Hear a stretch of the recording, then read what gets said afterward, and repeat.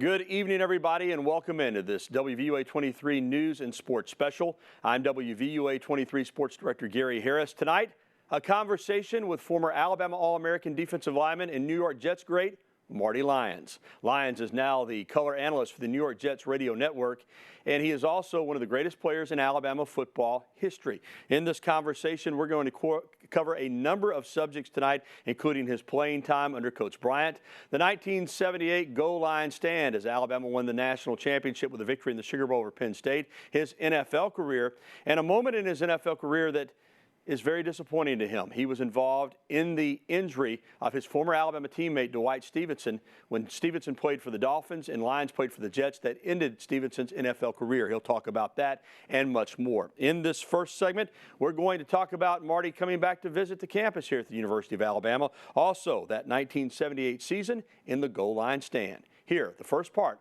of our conversation with Marty Lyons. I'm joined by former Alabama and New York Jets great Marty Lyons. Good to see you again, Marty. Oh, good seeing you. I know talking to so many former players that, you in your case, I know you got so much going on in your life that we'll get to, but they always, you included, love coming back to the University of Alabama campus and visiting. Well, you know what's amazing is to come back and see the growth of the university and see how many students and see the old, the stadium and how big that has gotten, and the tradition just continues. With Coach Saban and the dedication of all the fans, for me, it's almost like coming home. I was visiting with Jeff Rutledge this morning on my radio show, and we were talking about the 70s and the national championship in 78. He's still pretty upset that y'all didn't win in 77, but he was talking about how great that was. And to go through a run like that and be part of it, he said, as you get removed from it, you think, well, there'll never be anything like that again at Alabama or anywhere else.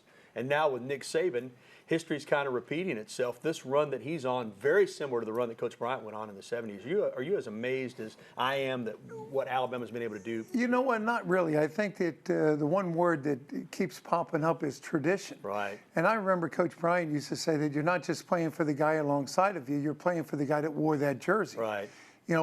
For the previous years. And make them proud. Make yourself proud. Make your family proud.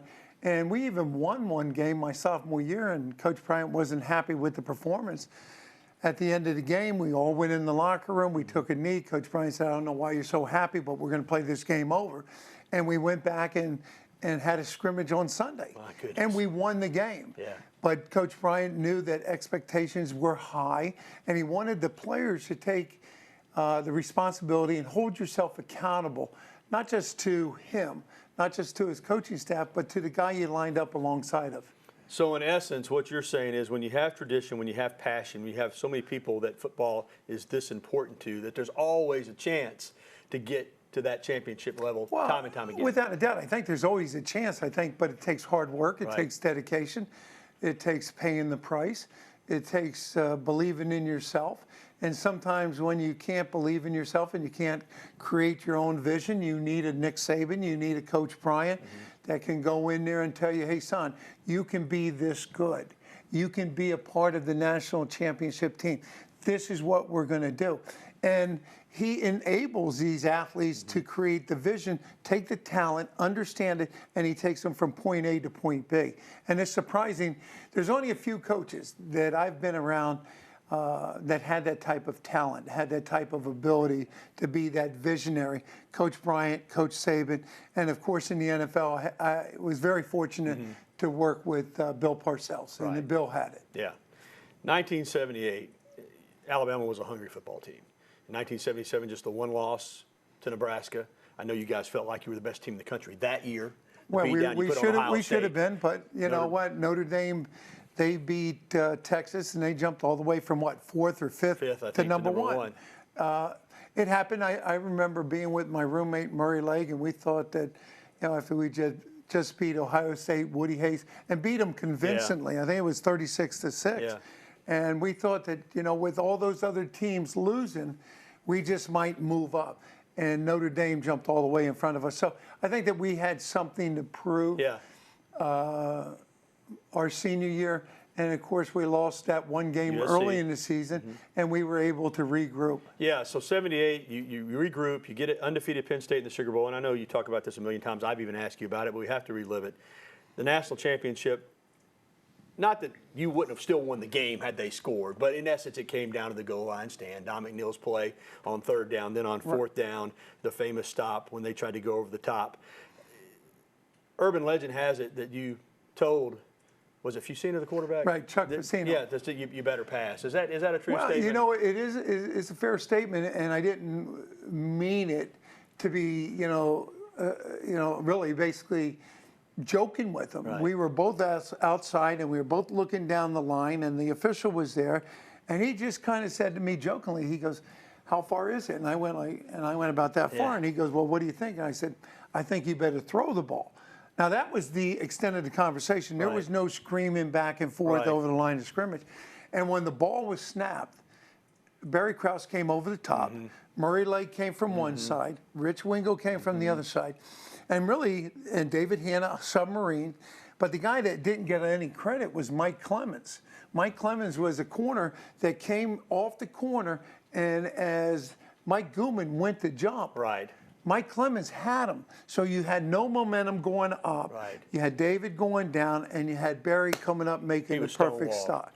Oh, it was a perfect call by Ken Donahue, the defense coordinator. We were so well trained that if they had thrown the ball, if they had run a bootleg, we sold out. And we anticipated that this is what they've done the whole year. So the call was perfect. Call was perfect. Execution was perfect. Perfect storm. My senior year, go out as a national champion. It doesn't get any better. So if they run the boot, they walk in. But they walk, but they didn't. That's right, because you guys knew what they were going to do. Well, I think it was Coach Bryant, Ken Donahue, the coaching staff just saying, at this point of the game, they're not going to get away from their tendencies of what they do best. They're number one for a reason. And Coach Bryant used to say, if you can't pick up a half a yard, you don't deserve to win. Well, you know what? They didn't pick up a half a yard on 2 downs. National championship for Alabama. Well, when we come back in our special sit-down conversation with former Bama and New York Jets great Marty Lyons, we'll talk about Marty being drafted by the Jets, his foundation, the Marty Lyons Foundation, which does incredible work, and football safety. Certainly that is a concern. The game is a collision sport, and we talk about ways possibly to make it safer. That is when we return to our sit-down conversation with former Bama and NFL great Marty Lyons right here on WVUA 23. Welcome back to this WVUA 23 News and Sports special presentation. I'm WVUA 23 Sports Director Gary Harris. Let's continue now with our one-on-one conversation with former Alabama and New York Jets great Marty Lyons, as Marty talks about being drafted by the Jets, the Marty Lyons Foundation, and football safety. You go into the draft, first round pick of the Jets, great career there. The New York Sack Exchange didn't get the Super Bowl championship that the Jets fans are still craving since Namath. It just turned out to be a great opportunity. It really did. I think it was a great opportunity to go to New York. We just weren't a good team, and it was totally different from the atmosphere that you played with Coach Bryant, because that's the world of professional football.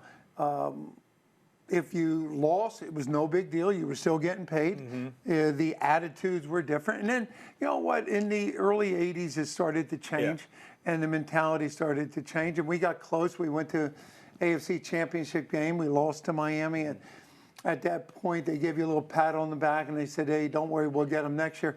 But that next year never came for me. I retired after the 90 season. And I decided I had started a foundation in 1982 for terminally ill children. I went through a matter of 6 days where my oldest son was born on March 4th. My dad died at the age of 58 on March 8th. And a little boy I was a big brother to died on March 10th. And he was only 5.5. And I struggled to find an answer. I turned my back on everything that I believed in. And I kept asking, why me? And the more you ask why me, the more you're really saying is, why not somebody else? That's right. And I realized that when I went in to thank Coach Bryant for the opportunity to play and to get an education here, he said, you know what, Marty, you're going to be very fortunate. You'll play a game you love. You'll build financial security for you and your family. He says, but remember, a winner in the game of life is that person that gives of themselves so others can grow. Now, he told me that in 1979, and it just kind of like lay dormant, because it didn't have any meaning in my life. But what he was doing, he was setting you up or letting me know that life's not always going to be perfect. And there's going to come a point in your life that you're going to be able to have a platform to use your God-given talent to make a difference. And I took those words that Coach Bryant expressed to me. They came back like that in 1982. I started a foundation with no money in the bank. And 34 years later, we've raised over $35 million. We've helped over 7,200 kids, and we operate in 10 states. You know, to go to the New York Jets and play 12 years and get inducted to their Ring of Honor in 2013, to be able to represent the University of Alabama and get inducted to the College Football Hall of Fame in 2011. All that is taking God-given tools and a great supporting cast and going out there and play. When you make a difference in the game of life, you're making a choice. You're using a platform, but every one of us have a platform. It's just whether we choose to use it, whether we choose to have a strong enough voice, if we choose to do the right things in life. And the biggest thing is do we choose to make a difference in somebody's life and have an impact? Be able to not just communicate with them, but connect with them. And I think that's the one thing that I have taken from the University of Alabama when I left in 1979 to go on this journey of life, and try to share it with everybody that I've met along the way. Right. And let them know that, you know what, where did it all start? It started with Coach Bryant. It started with Coach Bryant saying, hey, you know what, when you get out here at the University of Alabama, you know what, be proud of your family, be proud of your religion, get an education, and if we have time, let's try to win some football games. Yeah. That's the way he looked at it. He prepared every one of his players that when the game of football ended, whether you were fortunate enough to go to the NFL or you stopped after college, he prepared you to be a solid citizen in your community, in your church, and with whatever career you chose to follow. That's awesome. While I've got you, I want to get your thoughts. You know, Dr. Andrews came out this week in a Sports Illustrated article and said if football were invented today, it would not be allowed to be played. But here's my question, Marty. You know, the coal miner knows the risk when he goes in the coal mine. Right. A football player knows the inherent risk. It's a collision sport. I mean, all you can do is make it as safe as you can make it, but those that choose to play it know the risk going in, especially now in this age. You agree with that? I would agree with you. I think, you know, especially with the concussions, I think we're getting more and more informed. I look back at some of the players that I've played with, and unfortunately some have a difficult time finding their way to and from work, finding their way home. There's a problem with anger management. There's a problem with depression. And yeah, I don't know if I would have changed anything that I experienced or I did in the game of football, knowing the risks now, because playing football gave me an opportunity. I was one of 7 kids. My dad was a police officer. My mom was a registered nurse. We were all athletic. But it gave me an opportunity to get an education and further my career in the NFL. If I didn't have football, were there other opportunities, maybe in baseball? I don't know. Would I do it all over again? I think I would. I think I would, because it gave me opportunities. It gave me a platform. Am I paying the price now? Yeah, in certain situations, I am. You feel it. But I think that we're educating the athletes better now. We're making the game safer. I think that it has to have the trickle effect. I'd like to see all the kids that are playing youth football. Number one thing that you have to do is have the proper fit on the helmet. That's right. Because a lot of these kids, you got Jimmy and Johnny out there with braces and round glasses, and you can spin the helmet. That's not good. But I'd like to see them have the proper equipment. And I'd like to see every one of these kids under the age of 12 play with a horse collar, so that if the head does go back, there is a little bit of a brace there. And you have to have a mouthpiece. And also, I think a lot of times it's teaching the fundamentals. You know, sometimes you got Johnny's dad out there coaching. That's right. Johnny's dad might be a great guy, but he doesn't know football. But he also could be a frustrated athlete that is now trying to relive his life through his son's eyes, which makes matters worse. And the other thing is, a lot of times you see these coaches that their son is very good and they're coaching, and now you got the other parents and the other kids going, well, why is he giving his son special treatment? Well, because his son might just be the best player. So it doesn't help that way either. I just think that we got to do a better job of educating ourselves, educating the coaches, and trying to eliminate. You can't eliminate them all, you know, and there's nothing worse than being involved in an injury. You know, I still am haunted from a hit on Dwight Stevenson, who I played with, 1987. Right. And, you know, I mean, it's going on 30 years. And if I had to take the same hit tomorrow, I would just hope that there was a different result. And since you can't change the results, I would say I wouldn't take it. But I didn't think that it was a cheap shot. I didn't think that it was anything outside the game. And it was a football play. It just went bad. But unfortunately, you know what? Dwight and I were friends, and now, you know, he never got to play the game again. So I felt like I was the one that shortened his career. And if you love the game and you love your teammates, that stays with you. If you don't love or respect the game and you don't care, then you're out there trying to do whatever you can in every single game.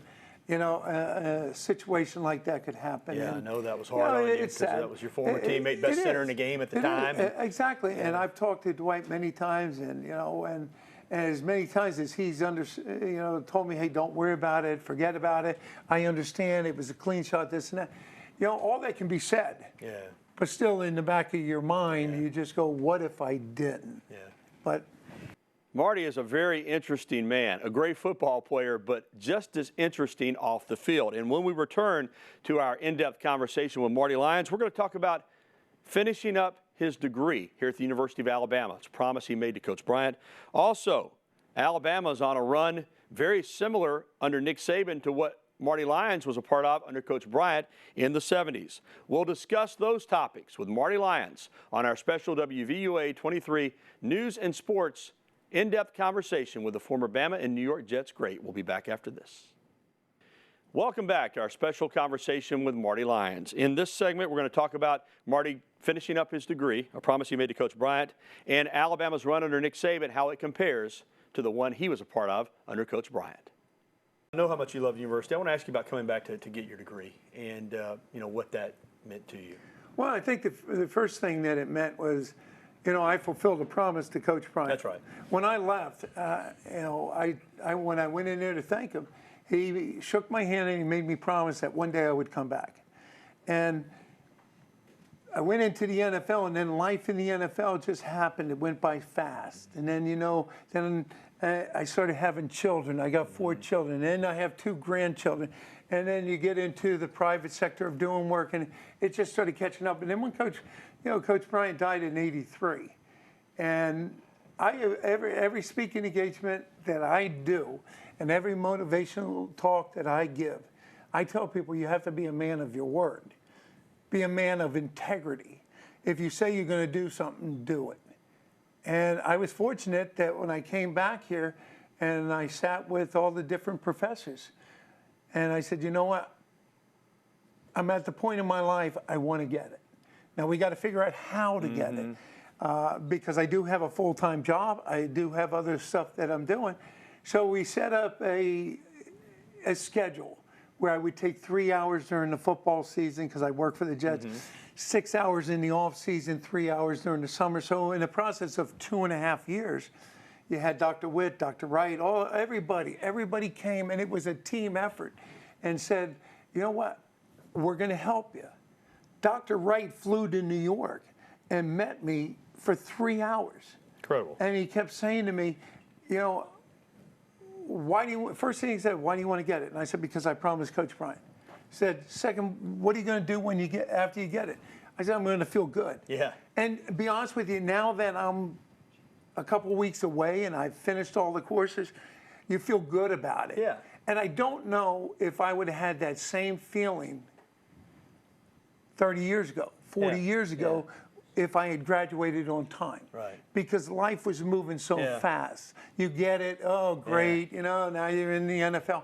When you have to really put time and energy and work, and you see the commitment that other people made in yourself, you know, these doctors, these professors come and saying, hey, we're going to help you. We're not going to let you fail. We believe in the university just as much as you. You can't fail. You don't have that option of not succeeding, because then it's not just a disappointment to yourself. You've disappointed all these people that believed in you. And that's the feeling I got when Dr. Wright came to New York. And as many times as I've met with Dr. Witt, these are the guys that kept saying, hey, you know what, we're going to do it. We're going to do it. We're almost there. And then you had Carol Lucas, and then you had Coach Battle, you had Kevin Allman. If I tell you, it was a team effort. It was a team effort. And I had a guy up in New York who came from the Honor College named Greg Wagner. And he used to do all the recruiting up there. So when he recruited my kids, I got to know him. So I would write the papers, and I'd send them over to him, check the punctuation, this and that, make sure I didn't have run-on sentence. And it was exciting. It really was. And I'm happy.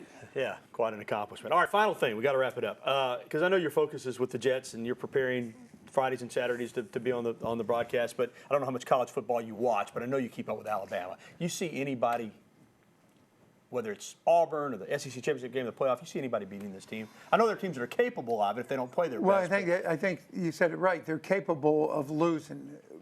But what this team has to do is just stay focused and realize that, you know what, you take it one game at a time, and the only team that can beat you is yourself. If you beat yourself, if you don't prepare properly, you could lose. You make too many mental mistakes, you can lose. If you take a team for granted, you can lose. And see, those three can happen on any given Saturday, but you have a coach, and Nick Saban, that's his job, is to make sure he constantly reminds the players. That's why he coaches for 60 minutes. That's why at the end of the game, if there's a penalty, if there's a turnover, and you got a 50-point lead, he goes nuts. He's throwing the headsets, or he's talking to himself, because he knows that you can't afford to do that if the game is close. And it's not okay.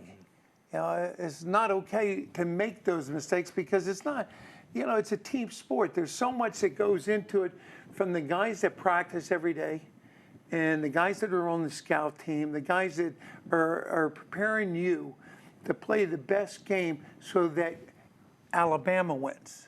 Not you, Alabama wins. The fans win. And it's all part of the tradition. I'm just happy to be a part of it. I hear it from everybody. Aren't you guys tired of winning? You know what? They work hard to win. Yeah. It's not like when we were playing, it was hard to win too. But you know what? People used to look down there and see Coach Bryant leaning against that goalpost. That was good for at least 7 points, and maybe even 10 sometimes, because they would look around and their big question was, wow, that's Coach Bryant. Yeah. That's Coach Bryant. And again, you get to the NFL, that was the #1 question. Yeah. What was it like? Yeah. You know, and most people would say, what was it like to play for Bear Bryant? And I always corrected them. I said, Coach Bryant. You know, there's that respect and love the players have, that I can't remember any player just going, hey, you know what, we played for Bear Bryant. No, we played for Coach Bryant. And it was special. Awesome, awesome. Thank you so much, Marty. My pleasure. Enjoyed Always it, good man. to see you. Good to see you. That's going to wrap up our special WVUA 23 news and sports presentation, an in-depth conversation with former Alabama and New York Jets great Marty Lyons. And I hope you enjoyed it. We enjoyed bringing it to you. And we hope you enjoy your holiday season and look for more special conversations right here on WVUA 23. Have a good night, everyone.